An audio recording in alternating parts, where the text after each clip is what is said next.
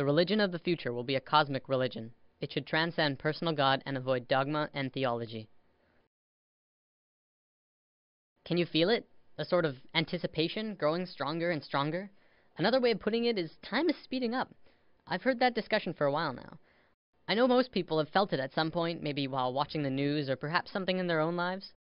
Something big is about to happen. You can see signs of it all over the world. Revolutions rapidly spreading across the Middle East, protests occurring in America and Europe.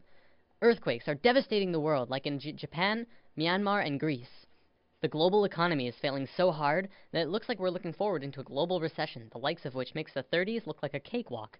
Not to mention that if global warming doesn't put our planet into an ice age, we're going to kill ourselves from overpopulation for sure.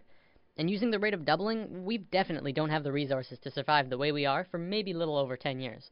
Yet, despite all of these things, we're about to learn something amazing. It's something that will transform the Earth into something completely different, something incredible and beautiful. Many people across the globe have learned about this, and they've applied it to themselves and witnessed marvelous changes. Others have dedicated their lives to talking about it, to teaching it. I'm someone who's still exploring it, and I want more people to talk about it with. Mind, body, spirit. This is the sacred trinity that allows us life on Earth. Without even one of these three, we could not function properly. Yet, in today's world, we only really truly understand two of the three.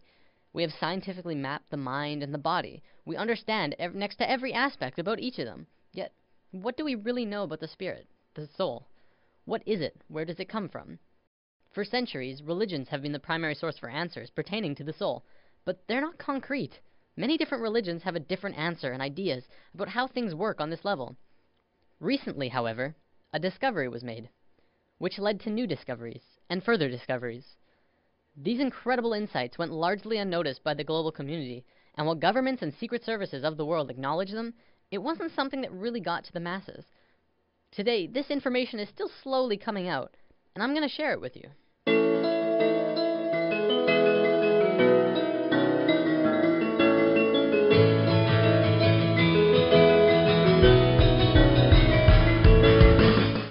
In the world of science, what do we really know about thoughts?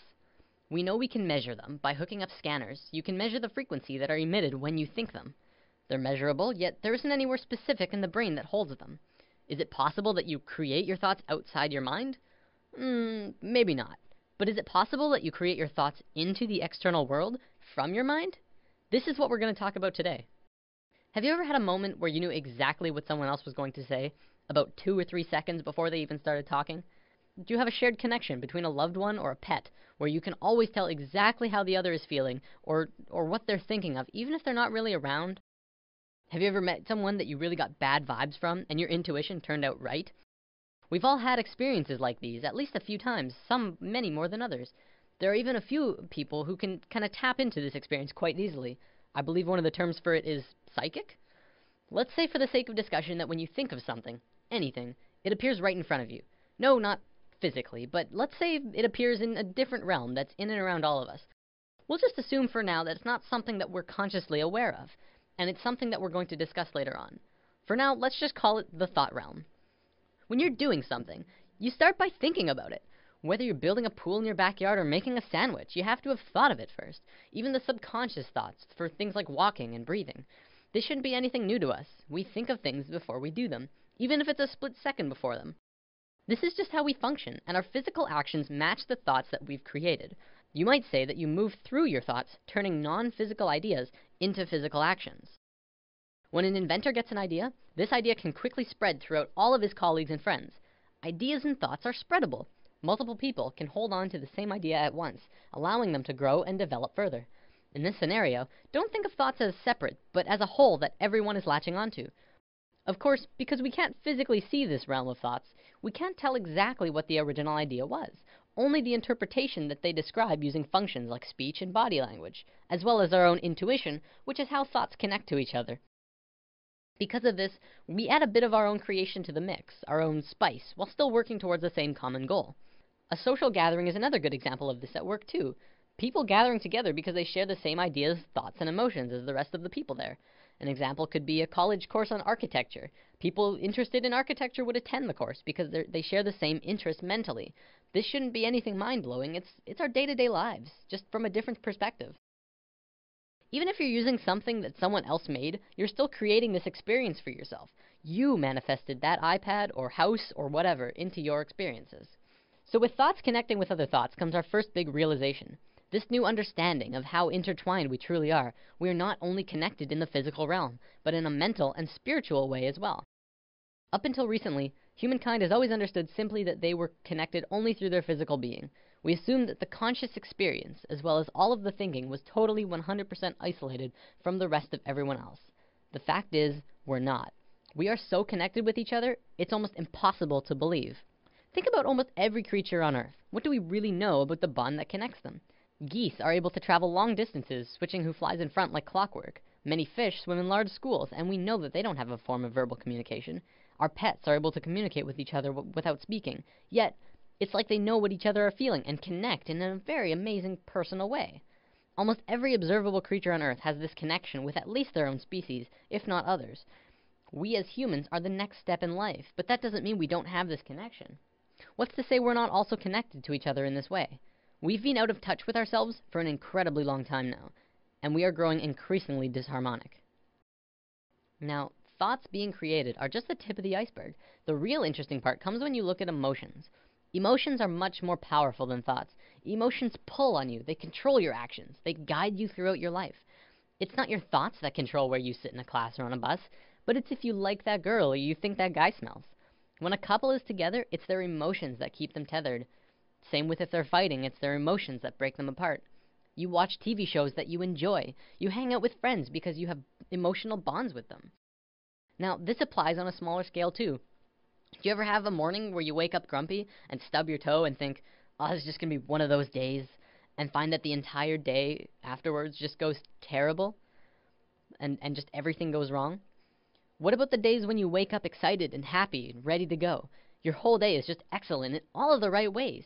Even if something bad does happen, you're less affected by it because you're in such a good place emotionally. The reason these differences in how your day goes is because of your emotional state. People like to think the world will go on exactly the same without you, but it really won't. People interact differently with other people, and everyone would have a completely different experience if you were not there.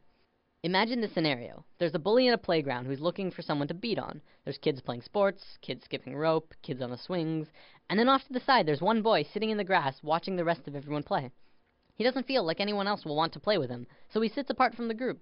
The bully instantly knows where to go, and the circle of hurting begins. See, it's through the feeling of being vulnerable that you become vulnerable in the physical. If the boy had walked outside for recess and told himself, I can fit in, he would probably be playing sports right now. This applies to the bully as well. He didn't have anyone else to play with, probably because of some insecurity, mental, that led him to need to hurt others. He thinks he's doing good for himself by hurting the boy, except he's really just hurting himself long term.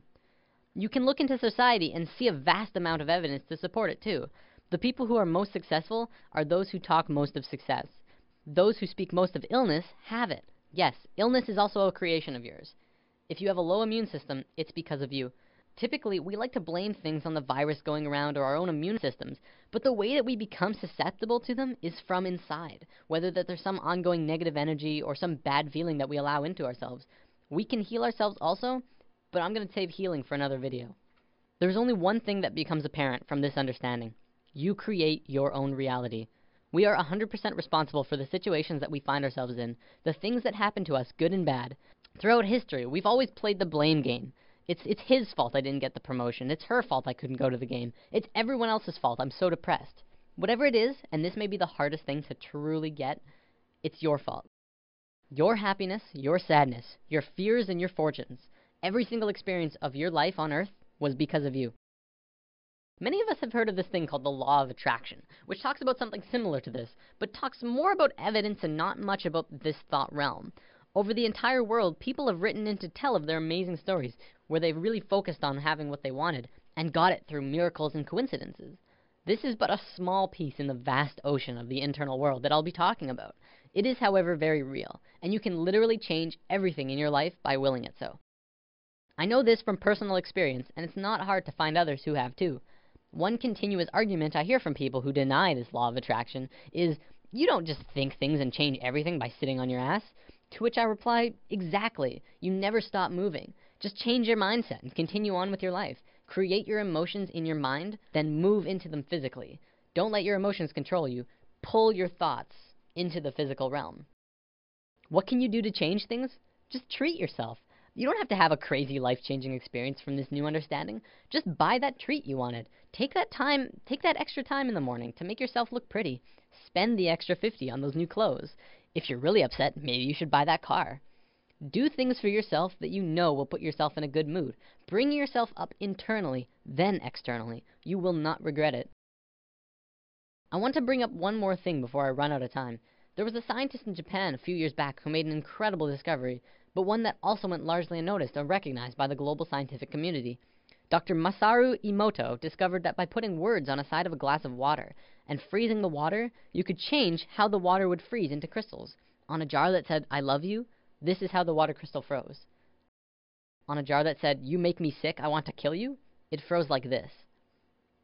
If thoughts can do that to water, just imagine what thoughts can do to us. Well, looks like I'm about out of time for today. Before I go, I want to leave you with words to sit on. For anyone who is looking for direction right now. You can have, do, or be anything you want.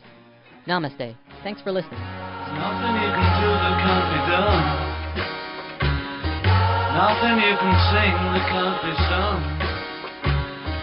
Nothing you can say, but you can learn how to play the game.